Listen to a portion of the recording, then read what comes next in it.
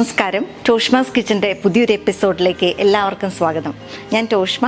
ഞാൻ ഇന്ന് തയ്യാറാക്കി കാണിക്കുന്നത് കപ്പ ബിരിയാണിയാണ്. കപ്പ ബിരിയാണീനെ എല്ലും കപ്പയെന്ന് പറയും, അതുപോലെ കപ്പ ബിരിയാണി എന്ന് പറയും. ഇതൊന്നുമില്ല, കപ്പയും അതുപോലെ തന്നെ ഇറച്ചിയും ഒരുമിച്ച് വേവിക്കുന്നതാണ്. ഇത് തയ്യാറാക്കുന്നത് എങ്ങനെയെന്ന് നമുക്ക് നോക്കാം.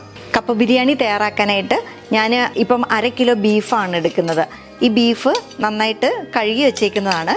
ഇത് നമുക്കൊരു പ്രഷർ കുക്കറിലേക്ക് ഇട്ട് കൊടുക്കാം.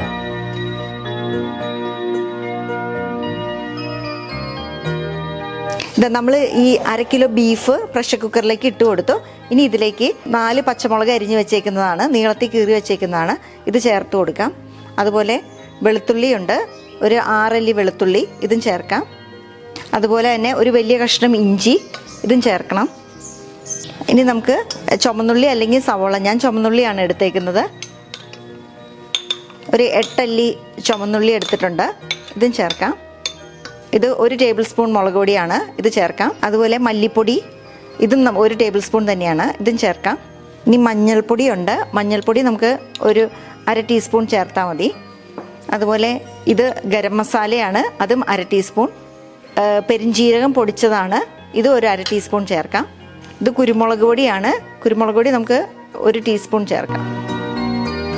ഇനി ഉപ്പ് ഏകദേശം ഒരു 1/2 ടീസ്പൂൺ ചേർക്കാം. ഇനി ഇതൊക്കെ കൂടി നന്നായിട്ടൊന്ന് ഇളക്കി കൊടുക്കണം. നമുക്ക് ഇതിലേക്ക് വളരെ കുറച്ച് വെള്ളം, എന്താണെന്ന് വെച്ച് കഴിഞ്ഞാൽ ഈ ബീഫിൽ നിന്ന് വെള്ളം ഇറങ്ങും. അപ്പോൾ അതുകൊണ്ട് നമ്മൾ വളരെ കുറച്ച് വെള്ളം മാത്രം ചേർത്ത് കൊടുത്താൽ മതി. നമുക്ക് ഈ പ്രഷർ കുക്കർ അടച്ച് നമുക്ക് വിസിൽ വരുന്നിടം വരെ വേവിക്കാം. ഇത് നമ്മൾ ബീഫ് വേവിക്കാൻ വെച്ചു. 1 വിസിൽ നല്ല തീയിൽ, അതുപോലെ തന്നെ ബാക്കി 3 വിസിൽ കുറഞ്ഞ തീയിലും വേവിച്ചു. ഇത് ബീഫ് വെന്തിരിക്കുന്നുണ്ട്. നമുക്കിനി ഇതിലേക്ക് കപ്പ ചേർക്കാം.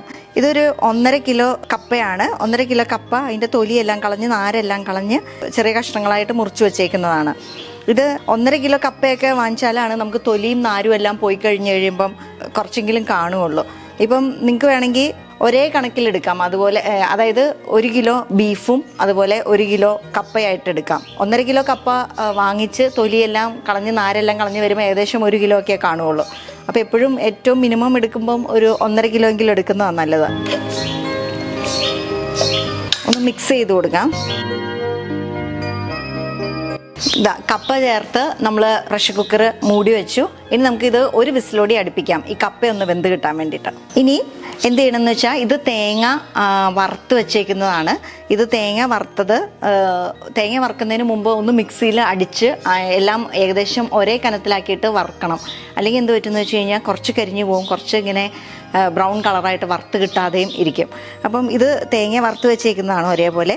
ഇനി ഇതിലേക്ക് നമുക്ക് കുറച്ച് മസാലകളോട് ചേർക്കാം. നമ്മൾ ഓൾറെഡി മസാലകളൊക്കെ ചേർത്താണ് ഇറച്ചി വേവിച്ചേക്കുന്നത്, എങ്കിലും ഇതിലേക്ക് കുറച്ച് മസാലയോട് ചേർക്കാം. ഇത് ഗരം മസാലയാണ്, ഒരു 1/2 ടീസ്പൂൺ. ഇത് പെരിഞ്ജീരകപ്പൊടി ഒരു 1/2 ടീസ്പൂൺ. അതുപോലെ കുരുമുളക് പൊടി നമ്മൾ 1 ടീസ്പൂൺ നേരത്തെ ചേർത്തു, നമുക്കൊരു 1/2 ടീസ്പൂൺ കൂടി ചേർക്കാം. ഇനി മഞ്ഞൾപ്പൊടി ഒരു 1/2 ടീസ്പൂൺ.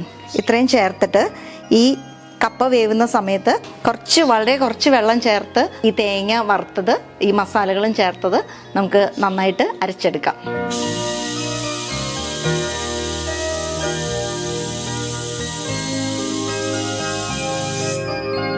നമ്മൾ ഈ വെന്ത ബീഫിൽ കപ്പ ചേർത്ത് വേവിക്കാൻ വെച്ചിട്ട് കുറച്ച് സമയം 1 വിസിലടിച്ച് നമുക്കിനി തീ നിർത്താം. ഇനി ഇതിൻ്റെ ഒന്ന് സ്റ്റീം പോയ ശേഷം നമുക്ക് തുറക്കാം. നമ്മളൊരു വേറെ വലിയൊരു പാത്രത്തിലേക്ക് കുക്കറിൽ നിന്ന് പകർത്തി നമുക്കിനി ഇത് തീ കത്തിക്കാം. സ്റ്റൗ കത്തിച്ചിട്ട് ഇതൊന്ന് ചെറുതായിട്ട് ഉടച്ചു കൊടുക്കണം. ഈ പൊട്ടറ്റോ മാഷർ വെച്ചിട്ട് നമുക്കൊന്ന് ഉടച്ചു കൊടുക്കാം. ഇത് നമ്മൾ നന്നായിട്ട് തേങ്ങ ചിരവിയത് വറുത്തിട്ട് അരച്ചതാണ്, കുറച്ച് മസാലയെല്ലാം ചേർത്ത് ഇതോട് ചേർത്ത് കൊടുക്കുക. ഇതിലേക്ക് നന്നായിട്ടൊന്ന് മിക്സ് ചെയ്ത് കൊടുക്കാം. ഈ ഒരു സ്റ്റേജിൽ നിങ്ങൾ ഉപ്പ് നോക്കിയിട്ട് ഉപ്പ് കുറവുണ്ടെങ്കിൽ കുറച്ച് ഉപ്പൊക്കെ ചേർത്ത് കൊടുക്കുക. ഇച്ചിരി ഉപ്പ് കുറവ് പോലെ എനിക്ക് തോന്നി, അതുകൊണ്ട് ഞാൻ ഇച്ചിരി ഉപ്പ് ചേർക്കുക. കുറച്ച് വെള്ളമൂടി ഒന്ന് ചേർക്കാം.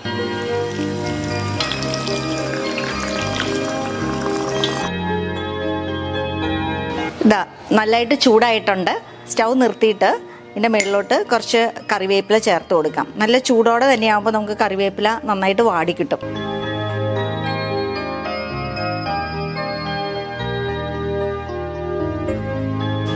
നമുക്ക് നമ്മുടെ ഈ കപ്പ ബിരിയാണി റെഡി ആയിട്ടുണ്ട്. ഇതൊരു സെർവിങ് ഡിഷിലേക്ക് പകർത്താം.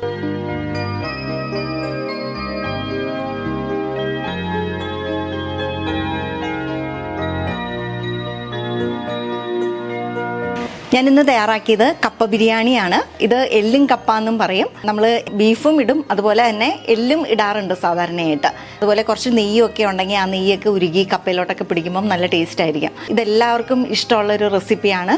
തീർച്ചയായിട്ടും നിങ്ങൾ വീടുകളിൽ ട്രൈ ചെയ്ത് നോക്കണം. എല്ലാവർക്കും ഇഷ്ടമാവും. മറ്റൊരു നല്ല റെസിപ്പിയുമായി അടുത്ത എപ്പിസോഡിൽ നമുക്ക് വീണ്ടും കാണാം.